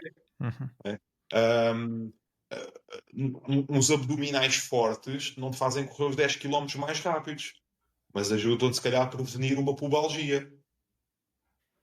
Por causa da super solicitação do reto femoral, dos flexores da coxa. Assim como correr muito pode trazer muito impacto para os teus joelhos, tu não precisas ter um quadríceps super musculado, mas precisas ter um quadríceps e um posterior da coxa suficientemente fortes e de maneira equilibrada a que o impacto seja absorvido por eles, quase como se fosse um amortecedor. A mesma coisa falamos dos lombares, para não deixar todo o impacto ir para as tuas vértebras. Não necessariamente uma lombar forte vai fazer correr mais rápido. O trabalho de força faz-te correr mais rápido na velocidade propriamente dito. Trabalho de velocidade, um atleta de 100 até aos 400 metros. Aí sim, se trabalhares força, mesmo força máxima, força explosiva, força reativa, vai-te fazer correr mais rápido. Mas para um atleta de longas distâncias, temos de dar mais importância ao trabalho de prevenção de lesões e equilíbrio do que propriamente ao trabalho que vai potenciar e ficar. Porque aquilo que vai fazer correr mais rápido os 10 km é o treino específico para 10 km. Claro. Não é fazer ginásio. O ginásio permite conseguir ter qualidade de treino para isso, ou seja, não estar lesionado e conseguir treinar mais, recuperar melhor. Agora, se eu treinar um velocista, pronto, obviamente ele também tem que fazer um trabalho de reforço muscular preventivo. Ainda há pouco tempo estava lá na pista Muniz Pereira e vi uns atletas a fazer exercícios na areia, a deslizar o pé lateralmente na areia. Muito interessante para fortalecer todos os músculos da Ali da tibia, articulação. da articulação do pé, para aguentar depois o impacto que tem o apoio do pé e a explosão na corrida, que chegas a ter várias vezes o teu peso corporal numa só patada, não é? Então também é importante fazer um trabalho preventivo, mas lá está, o trabalho de força máxima, força explosiva, que vai efetivamente potenciar a tua velocidade, sim, na velocidade isso existe. No meio fundo e fundo já não é tanto assim. Depois, há exercícios específicos que ajudam. Trabalho pliométrico, não com tanta intensidade como faz um velocista, mas olha, simplesmente saltar à corda é trabalho de pliometria. Claro, sim. Saltar de uma caixa de 50 cm para o chão e fazeres um salto o mais alto possível. Se calhar não precisas desse tipo de pliometria. Eu, pelo menos, não o faço. Eu sinto que se fizer, acho que vou arrebentar aqui qualquer coisa. Mas faço trabalho de saltar à corda. Por exemplo, se não souber saltar à corda, não há problema. Saltas sem a corda. Sim. Agachamento com salto. Posso fazer alguns agachamentos com salto, dentro da amplitude que eu acho que vai ajudar numa prova de 10 km. Mas, como eu te digo, não é o trabalho de reforço muscular que te vai tornar mais rápido numa prova de 10 km, meia maratona ou maratona. Vai até ajudar a treinar mais. Olha, imagina que tens um atleta que já corre há alguns anos, mas rola sempre mais lento e tem sempre dificuldade quando faz treinos mais rápidos. Por exemplo, há um atleta que, quando pedes para ir à pista fazer séries de 400 metros, em zona 5, ele sente muita dificuldade naqueles ritmos mais rápidos. Bem, aí se calhar algum treino de pliometria, força explosiva, pode ajudá-lo a melhorar um pouco a velocidade de ponta dele e fazer com que ele corra mais à vontade em ritmos mais elevados. Que depois também vai trazer benefício nos ritmos mais lentos, mais próximos, na zona 4, na zona 3. Aí sim pode ajudar. Um atleta que demora muito tempo no tempo de contacto com o solo. Tens dois tipos de atletas. Aquele atleta super leve, com o apoio quase nem toca no chão, pezinhos de lã. E depois tens aquele atleta muito pesado, que apoia o pé todo no chão. Esse atleta pode precisar de algum trabalho de técnica de corrida e de pliometria. Pode ajudá-lo. Sim. Mas lá está. Primeiro tem que estar salvaguardada a prevenção de lesões. Sim, eu estava-me a lembrar, tu falaste aí mais nos velocistas, nós já há um bom tempo tivemos a Cátia Azevedo aqui no podcast, atleta de 400 metros, e o treino de reforço muscular e de ginásio, no treino dela para a modalidade dela, tem muito mais preponderância, não é? Porque há ali um trabalho muito explosivo, do que nós que para um treino de atleta de fundo, não é? Em que, tal como disseste, na maior parte dos casos, aqui a questão é ajudar, no fundo, a que a pessoa possa treinar mais corrida, ou seja, prevenir lesão. Mas mesmo esta questão aqui de pliometria que referiste é bastante interessante. Vítor, não sei se... É algo que eu estou a fazer neste momento bastante. Neste momento estou a fazer tudo. Como eu já partilhei aqui anteriormente, neste momento estou num centro de treinos que estou... Basicamente, o meu treino de reforço muscular, mobilidade, está a ser todo focado na corrida mesmo. O treinador neste momento é o João Graça, passa a publicidade. E estou a fazer todo tipo de trabalho, desde mobilidade, flexibilidade, força, explosão, trabalho de pliometria, tudo. E estou a navegar, ou como é que se costuma dizer, nadar completamente fora da minha água. Não sei agora como é que é a expressão. Fora da zona de conforto? Sim, estou completamente fora da zona de conforto. É mesmo isso que eu quero dizer. Porque houve um treinador, isto é um espaço com mais treinadores, e eu estava lá a fazer uns saltos de pliometria. E ele vira-se para mim: epá, isso está muito complicado, epá, já não sei o que é que ele me disse, não sei o quê. E eu viro-me: pois, eu nunca fiz nada disto na vida. E ele vira-se, e ele, pá, a malta até sabe mais ou menos os tempos que eu já fiz, tal, 31, eu nem sei já nem me lembro qual é que é o meu tempo aos 10, já há tanto tempo que estou afastado, mas 31,50, lá o que é aos 10. Mas como é que tu nunca tens estes tempos e nunca fizeste esse tipo de trabalho? Pois, se calhar é por algum motivo eu estou aqui, não é? Também, com uma pubalgia. Mas a verdade é que, pá, estou a adorar este tipo de trabalho. Estou a adorar e sinto mesmo que me vai trazer grandes benefícios. Não sei se algum dia vou voltar a fazer 31,50 aos 10, não faço ideia. Mas sinto que me está a deixar preparado e confiante que daqui a uns meses possa voltar a treinar como treinava. Sim, que é algo que isto é conversa que já tivemos há quase meia hora atrás, mas é algo que eu não estou a fazer agora de todo por uma questão de bom senso e porque não quero regredir, lá está, na minha lesão. Mas, Celso, pá, é exatamente o que tu disseste, é extremamente importante e eu ali não estou a treinar corrida, eu sei que estou a treinar todos os aspectos acessórios à corrida. E às vezes mandam-me fazer coisas que eu fico, mas que raio que é que eu estou a fazer? E depois percebo, ok, estou a treinar aqui uma pequena parte do movimento ou um pequeno grupo muscular que eu sozinho nunca o faria. Pronto. E nós até começámos a conversa chamando a isso reforço muscular, mas não é bem verdade. Podemos chamar de trabalho complementar, porque reforço muscular, estamos a partir do princípio, trabalhamos a componente de força. E depois há vários tipos de força. Mas falaste, por exemplo, mobilidade, equilíbrio, não é? Flexibilidade. Portanto, ou seja, isso é trabalho complementar e que deve ser feito. Porque, agora, chamar reforço muscular já é uma evolução, porque há uns anos atrás chamava-se musculação para tudo. É verdade, é verdade. Sim. Os atletas não queriam fazer este tipo de trabalho porque na cabeça deles musculação é ganhar peso, quase. Ficar grande, ganhar massa muscular. E ganhar massa não, porque depois vou ficar mais pesado e vou ficar mais lento. Então isto também teve que ser desmistificado ao longo do tempo, a alteração deste conceito. E ainda vês, e muitas vezes eu vejo, como trabalho no ginásio, eu percebo pela forma, às vezes pelo equipamento, os ténis, a t-shirt da São Silvestre, da maratona, pessoas que estão a treinar sem acompanhamento e a fazer cargas e treinar de forma como se fosse a ir à falha muscular, como se fosse para fazer hipertrofia. Bom, se calhar até pode ser naquele momento exatamente aquilo que elas querem fazer, mas na maior parte das vezes não é. Na maior parte das vezes elas estão a fazer musculação porque foi uma vez leram que musculação faz daquela forma e fazem assim. E nem é aquele tipo de trabalho que deveriam fazer se querem melhorar a performance na corrida. E às vezes acontece quando eu envio o plano de treino e envio o vídeo de exercícios, a pessoa diz-me assim: então, e máquinas? Máquinas no ginásio? Não, mas agora não, agora vamos só trabalhar a nível do peso corporal, estabilidade, equilíbrio. Mas é que eu já faço leg press, leg extension, supino com X carga.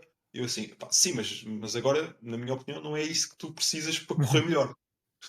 Ou seja, lá está a confusão de conceitos de treino. E não esquecer que é trabalho complementar.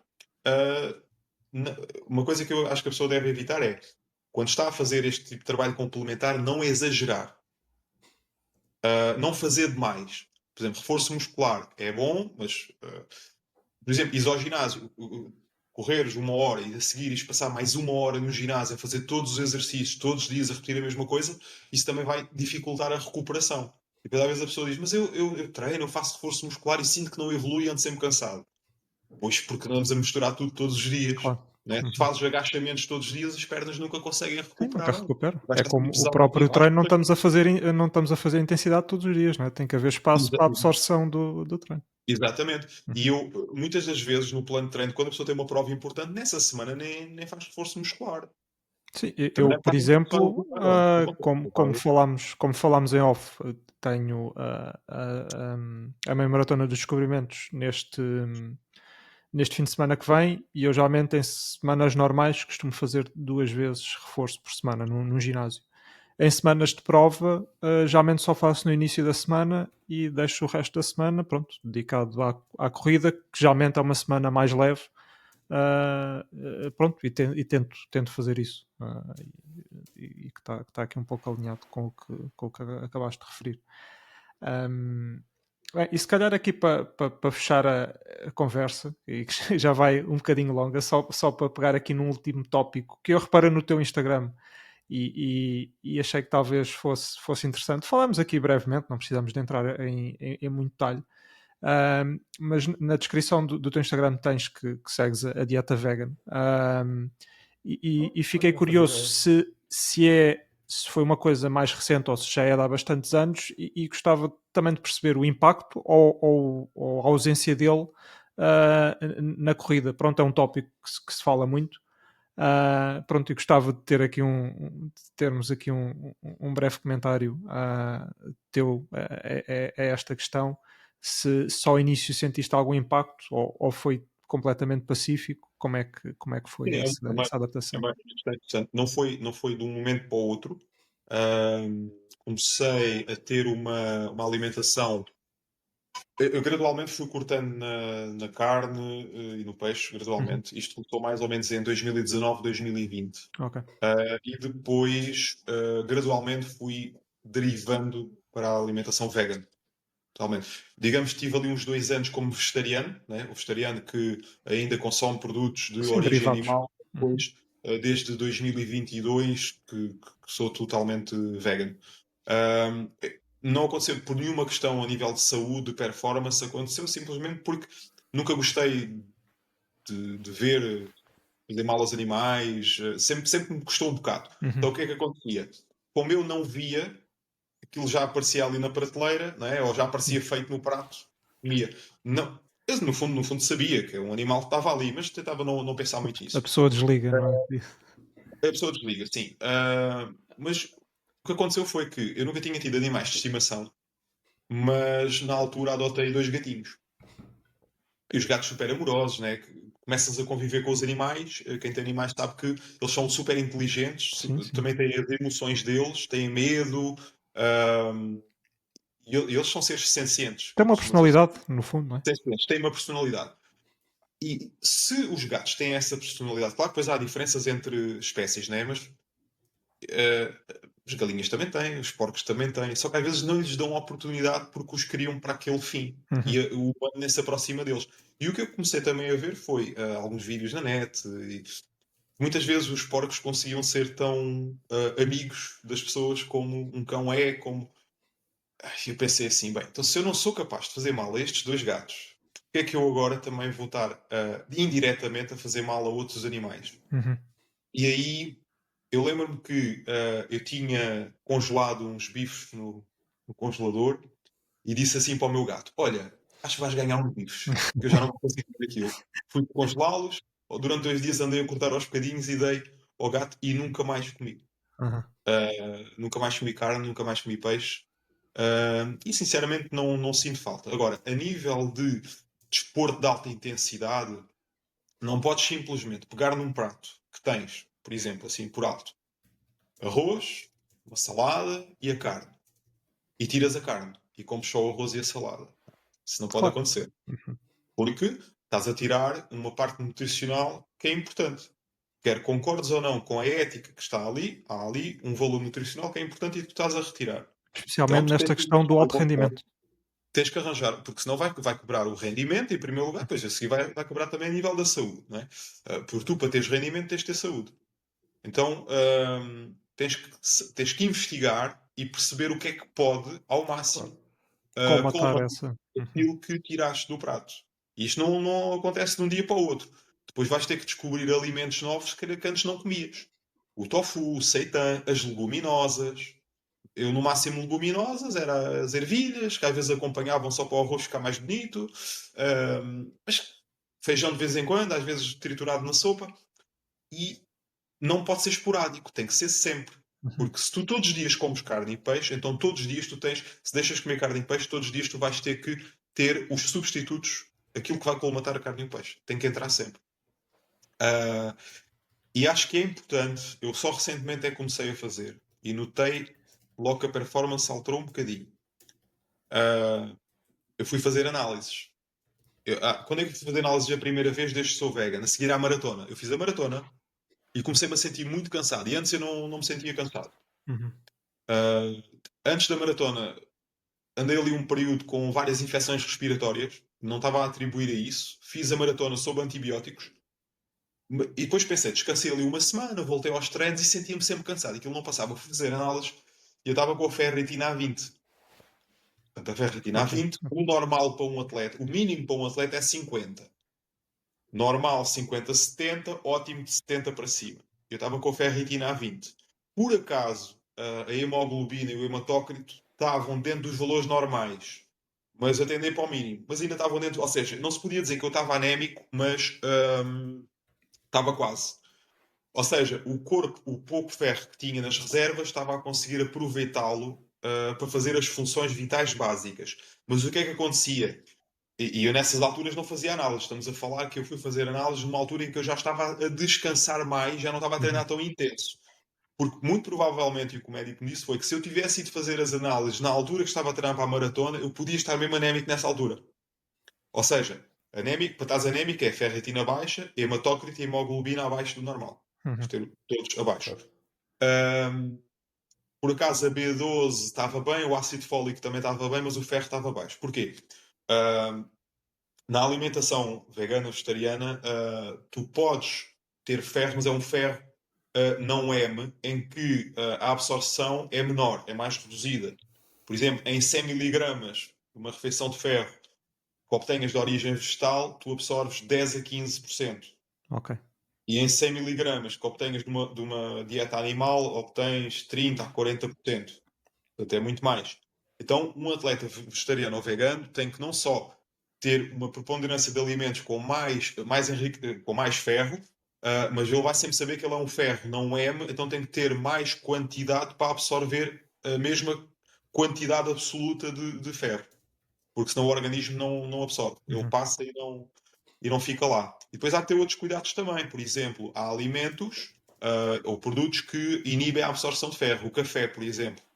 Ok. Eu desde que comecei a trabalhar como personal trainer, habituei-me a beber 2 a 3 cafés por dia, porque trabalhas de manhã cedo, ou seja, o personal trainer tem mais clientes na altura em que as outras pessoas não estão a trabalhar. Às vezes a seguir à hora do almoço, ao fim do dia, quando já estás mais cansado e às vezes já treinaste. Então um cafezinho ajuda-te a ter aquele boost para conseguir trabalhar. Só que o café, tomado uma hora antes ou uma hora depois da refeição, vai inibir a absorção de vários nutrientes, inclusive o ferro. Ok. Então, se já és vegetariano ou vegano, já de si o aporte é menor, ainda vais tomar substâncias que inibem a absorção de ferro, ainda pior. Quem diz o café diz o chá também, chocolates, por exemplo, o leite e derivados também inibem a absorção de ferro. Então, estes alimentos podem ser ingeridos, mas de preferência 1 hora e meia, separados das refeições. Antes ou depois da refeição. Certo. Exatamente, exatamente. Ok. Tive que fazer alguma suplementação de ferro para tentar normalizar e depois senti-me melhor. E não só, é ter estes cuidados, por exemplo, com o café, e também com a ingestão de mais leguminosas e mais alimentos que tenham ferro. Tentar colmatar mesmo essa. Para não voltar àquele nível que tive no 2023, 2024, estava já muito em Os baixo. níveis em baixo. Exatamente. Certo. Excelentes informações. Sim, era mesmo isso que. Nutrientes, um atleta precisa sempre bastante hidratos de carbono, isso a alimentação vegetariana tem. Em termos de proteína, as leguminosas já têm proteína, tofu, seitan também têm proteína, bastante proteína, e dá para fazer pratos muito bons com tofu e seitan que parecem mesmo carne ou peixe. Atenção, eu não deixei de gostar do sabor da carne ou do sabor do peixe, não foi por isso que eu deixei de comer, foi mesmo pela questão da simpatia. Uma consciência, sim. Uma consciência animal. Questão de consciência. Portanto, às vezes gosto de uma alimentação que me pareça ou que me traga à memória sabores que eu gosto. Claro. Pronto, e obrigado por este testemunho, porque mesmo aqui com a introdução deste tópico, era mesmo esta questão, e neste caso que nos interessa ainda mais, orientada aqui ao desporto, e deixaste aí testemunhos muito, muito interessantes. Bem, Vitor, e julgo, a não ser que tenhas mais algum tópico, acho que Não, podemos fechar. não. Ok. Para então ser honesto com a nossa audiência, nem sequer tinha visto esta pergunta no alinhamento e achei espetacular mesmo. Uma boa maneira de fechar. E completamente inesperada, então se calhar, para algumas pessoas. Podemos ir então aqui às nossas recomendações. Eu hoje trago uma, agora ando aqui meio virado para o futebol americano, sabe-se, vá-se lá saber porquê. E trago aqui um documentário da Netflix que comecei a ver recentemente, anteontem ou ontem até, que se foca no futebol americano mais a nível universitário, que só por si já tem um nível excelente.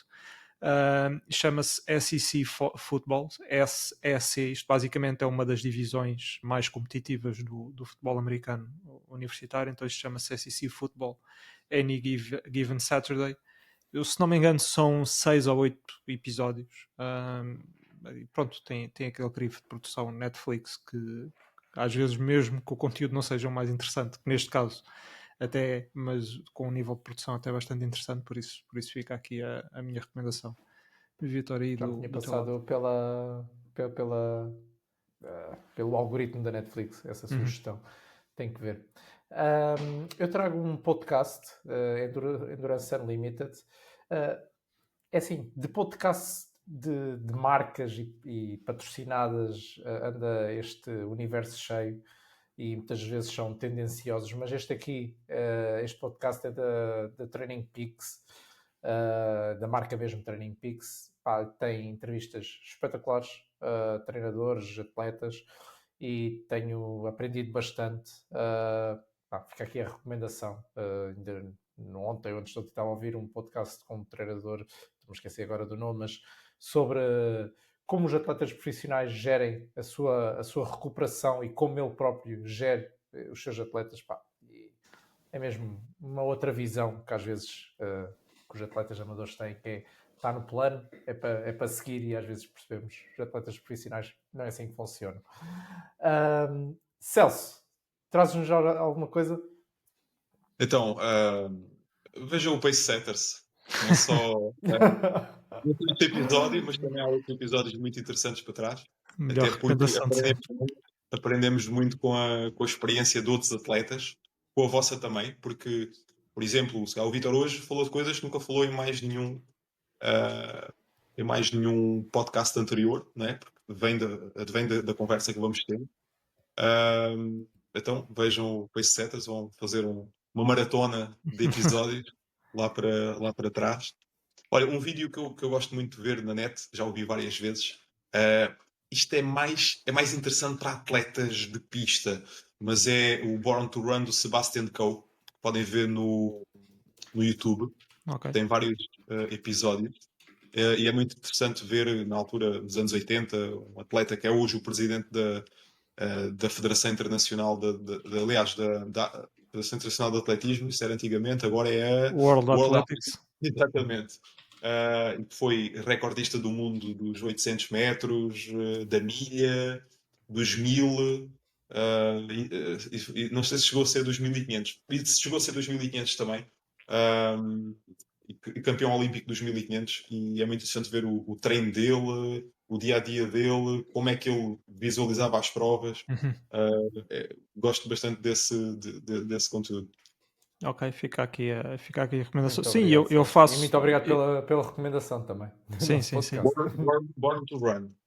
Eu penso que já há um também do Jakob Ingebrigtsen, mas este tu vês logo pela qualidade do vídeo dos anos 80. que é diferente. Eu por acaso ia referir esse do Jakob porque para nós aqui, entre aspas, maluquinhos sobre isto, é muito interessante ver esse pessoal que está sempre nos grandes palcos e depois ver como é que é o dia-a-dia, não é? E que eles sofrem como nós, ou mais. Aliás, para serem o que são, têm que sofrer mais, não é? No dia a dia, especialmente agora com o Jacob, esta questão também do tendão daqueles e todo o trabalho que ele tem feito Muito de, elítica, vi essa parte. de Muito recuperação. E é muito fixe ver esse trabalho e perceber, e que nós quase implicitamente percebemos que não se resume a no dia aparecer e dar ali e fazer ali 1500 à volta da pista. Por isso, este tipo de comentários também me interessa muito. Bem, Vitor, e se calhar podemos fechar, certo? É isso. Celso, agradecer uma vez mais aqui a tua participação e a rapidez com que Conversa. acedeste ao convite, não é? Muito obrigado uma vez mais, Vitor. Não sei se queres acrescentar mais alguma muito coisa. Muito obrigado a todos que estão desse lado. Estamos já a aproximar do final do ano, portanto, malta, aproveitem aqui as São Silvestres desta vida e vamos nos vendo por aí, provavelmente daqui a 2 semanas, como habitual. Celso, muito obrigado mais uma vez. Malta, até ao próximo episódio. Fiquem bem. Um abraço, pessoal. Adeus.